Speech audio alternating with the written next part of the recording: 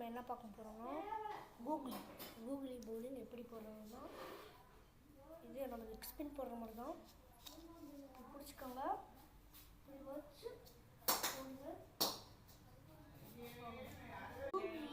Leg spin தான். Leg spin போடுற மாதிரியே இப்படி இருந்து போடணும்.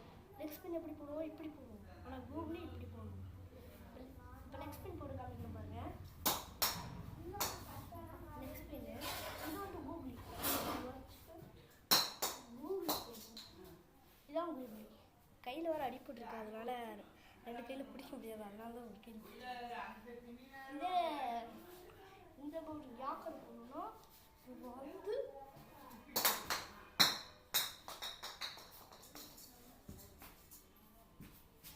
இதுதாங்க இது பண்ணணும். இல்லைங்க உங்களுக்கு ஒன்று பாருங்க,